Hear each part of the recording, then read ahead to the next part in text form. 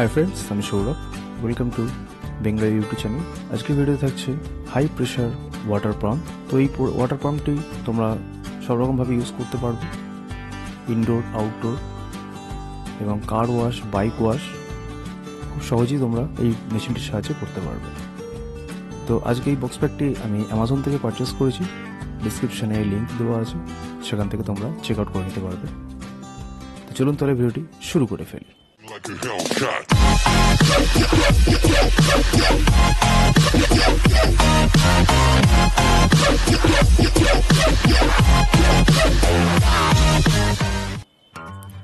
তো ফার্স্টে আমি বক্স প্যাকটি ওপেন করছি।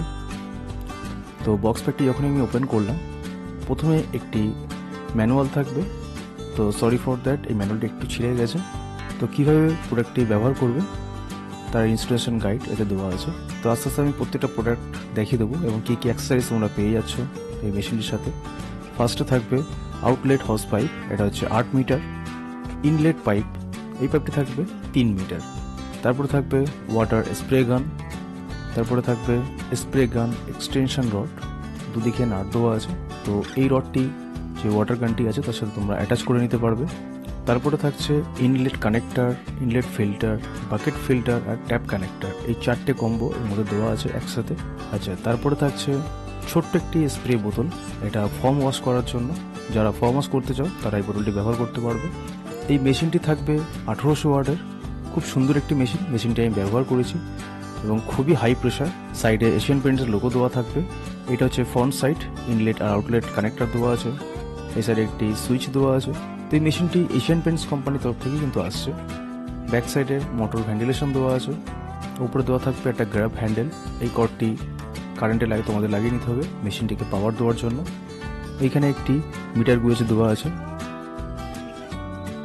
তো এখানে তোমরা দেখতে পাচ্ছ আমি মেশিনটি সেট আপ করে নিয়েছি। তো কীভাবে কানেক্ট করেছি সেটা তোমাদেরকে একটু দেখিয়ে দিচ্ছি।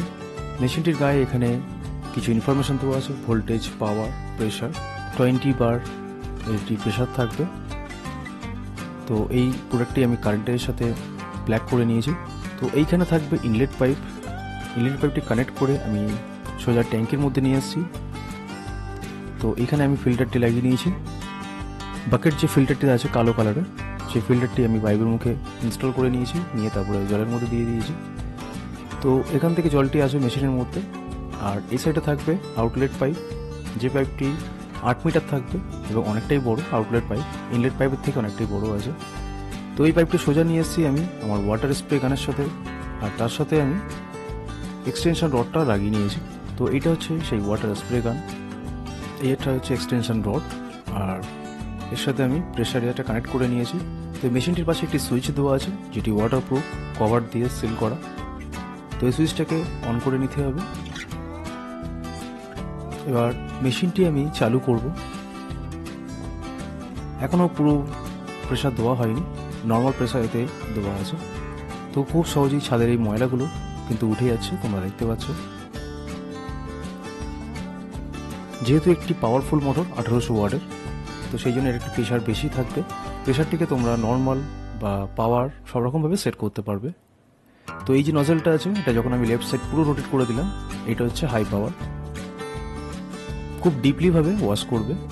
এবং এই প্রেশারটি যখন দেওয়া হবে তখন অবশ্যই তোমরা মাথায় রাখবে, কখনো এই ওয়াটারের সামনে তোমরা হাত দেবে না, হাত কিন্তু কেটে যাবে। তো আমার হাতে প্রেশার যে ধাক্কা মারছে, আমি যখন এটা চাপ দিচ্ছি হাত ঠেলছে, মানে এতটাই এর শক্তি আছে যে হাতটাকে ঠেলে দিচ্ছি পিছন দিকে। তো এটাকে যখন আমি ডান দিকে রোটেট করব তখন প্রেশারটি কিন্তু হালকা হয়ে যাবে। সব রকমভাবে তোমরা এটাকে ইউজ করতে পারবে।